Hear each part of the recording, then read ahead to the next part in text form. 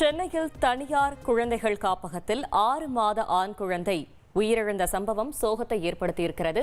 மேலும் விவரங்களை செய்தியாளர் சாலமன் வழங்க கேட்கலாம். சாலமன், வணக்கம். இந்த சம்பவத்தில் போலீசாரின் முதற்கட்ட தகவல் என்ன தெரிவிக்கிறது? முழு விவரங்களை சொல்லுங்க. சென்னை மேற்கு முகப்பேர் பகுதியில தனியார் குழந்தைகள் காப்பகம் ஒன்று செயல்பட்டு வருகிறது. இந்த காப்பகத்துல தமிழகம் முழுவதும் இருந்து வரக்கூடிய இந்த பெற்றோர்களை இழந்த குழந்தைகள் பராமரிக்கக்கூடிய செயல்களில் ஈடுபட்டு வருகின்றனர். இந்நிலையில கடந்த சில வாரங்களுக்கு முன்னதாக இந்த காப்பகத்திற்கு 6 மாத ஆண் குழந்தை ஒன்று வந்திருக்கிறது.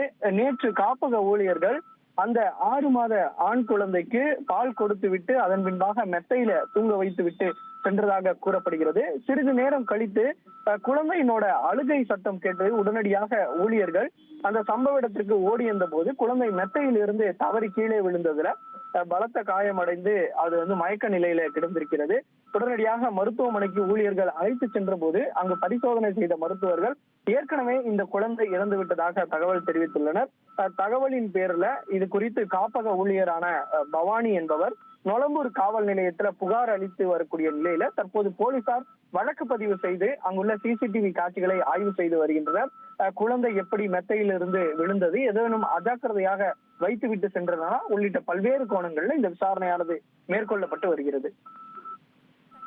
நன்றி சாலமன்.